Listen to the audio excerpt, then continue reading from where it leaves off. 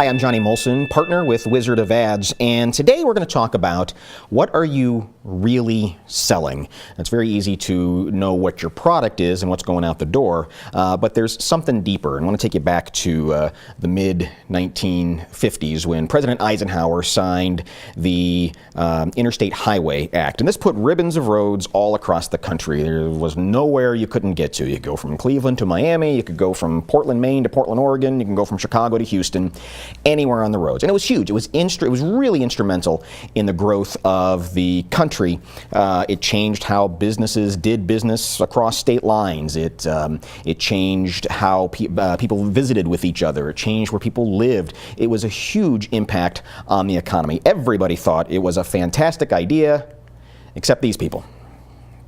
The railroad industry hated this idea. This was not at all what they wanted to hear. And they kept saying to people, trains are fantastic. Look at trains. They've been around for 100 years. They can get cattle and people and lumber and coal and anything you want across the nation. Trains have been here since the gold rush. Trains are great. Right about this same time, this guy comes on the scene. He is Professor Theodore Levitt, and he writes an 8-page paper called Marketing Myopia. And what Marketing Myopia says is, hey, trains, get over yourselves. I'm not buying a train. I don't need a train. I don't want a train. You keep trying to sell me a train, and I'm not in the market to buy a train.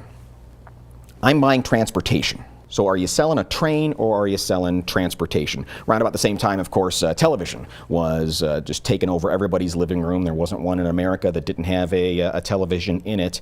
And same thing, Hollywood started panicking, and they were saying, you've got to come back to the cinema. This is where the movies originate. These are where the best movies are. And you know, if you look at old movie previews, you can see it. They are saying it's a big blockbuster with a cast of thousands and the best special effects ever to hit the screen and today's stars and starlets, and they're selling the movie, but I'm not buying a movie.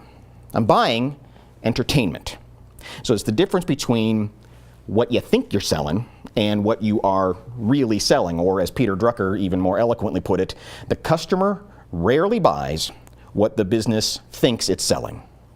The customer rarely buys what the business thinks it's selling.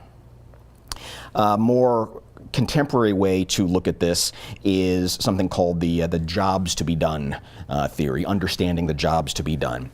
And this came out at Harvard 5-10 years ago. And what it says is, you purchased a product, you hired a product to do something.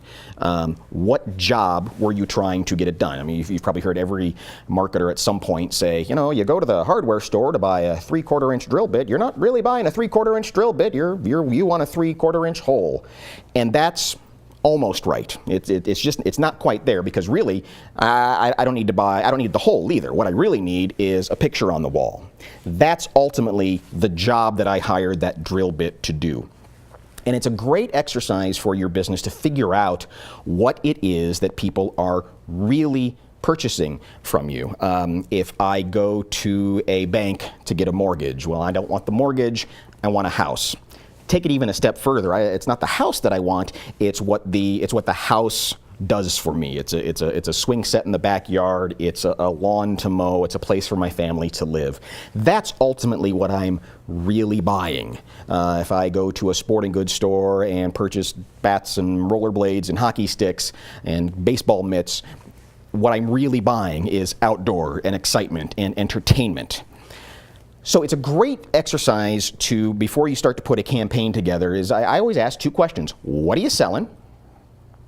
And then, what are you really selling? Now, this is not your differentiator. This is not the thing that makes you special. This is not the thing that gives you a competitive edge necessarily. But what it's going to do is force you to speak in the language of the customer.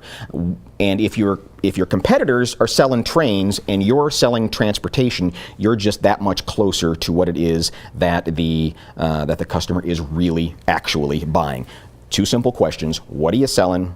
What are you really selling? And you will get 4 notches closer to the customer that you're trying to reach.